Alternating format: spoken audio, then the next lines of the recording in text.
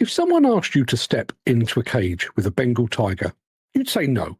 No hesitation, no debate, just a flat-out refusal. If someone told you to square up to a grizzly bear, you'd be gone, and there'd be no shame in that, no second thoughts. If someone suggested you lower yourself into a plague pit, ankle deep in the bones and bile of past pandemics, you'd probably tell them to piss off. And yet, every morning you lace up your boots, you put on your high vis, and you walk headfirst into dangers most people couldn't even name, let alone face.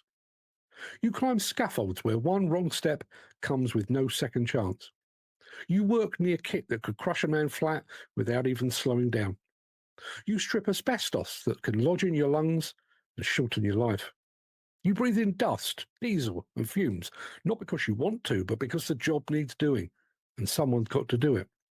And still, you show up. Even when the world shut down during the COVID-19 pandemic, when the streets were silent and the shops were dark, you kept turning up. You were labelled essential, a key worker. While everyone else stayed home, fearful, you carried on. Not for applause, just because it was expected, and because you always have. But here's the question no one really asks. What would actually stop you going to work? Because it wasn't COVID. It's not asbestos. It's not the risk of falling from height, and it's not working beside machines that could tear a man in two. It's not the funerals, not the near misses, and it's not the long-term injuries you've just learned to live with. And it's not the suicides that are racking up across the sector. So where do you draw the line? Would it be a mate in a body bag? Would it be a lump in a lung scan? Would it be a child asking why you're never home, or why you always come home tired, coughing, and angry? Would it be the morning you woke up and just couldn't move the way you used to? Or would you still go in? That's the question, and it's not rhetorical, it's not soft, it's not sentimental, it's real. Because danger in this industry isn't rare, it's routine, it's normal. And the scariest part, you've made peace with that. The fear that would stop most people in their tracks has become background noise to you. You walk under suspended loads without a second thought. You work in contaminated ground like it's just another day. You breathe dust because the mask slows you down and the deadline doesn't wait. And that's not on you. That's the industry. That's the culture. That's the way it's always been. It shouldn't be.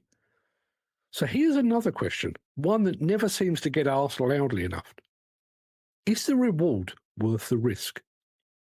Because for all the dangers you face, the pay often doesn't match the price of the sacrifice.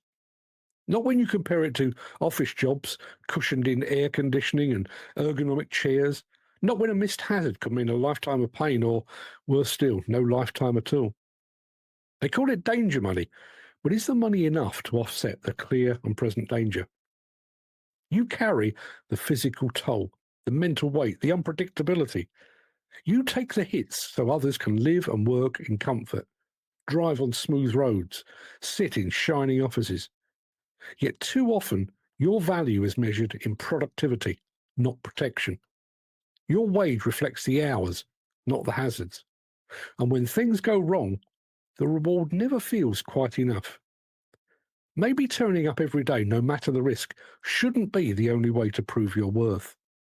Maybe saying not today doesn't mean you're weak. It means you've finally drawn a line, because you've already proved yourself. You proved it when you went to work during the lockdown. You proved it when you patched up your own wounds just to finish the shift. You proved it when you swallowed your pride, your fear, your anger, and just got on with the job. No one can question your courage, no one. But there's another kind of strength too, the kind that knows when to stop, knows when enough is enough, knows that showing up shouldn't mean putting your health, your safety, or your future on the line, knows that you deserve more than just a pat on the back and a payslip that barely covers the bills. So again, ask yourself honestly, what would stop you going to work? And if the answer is nothing, maybe it's time to think about why.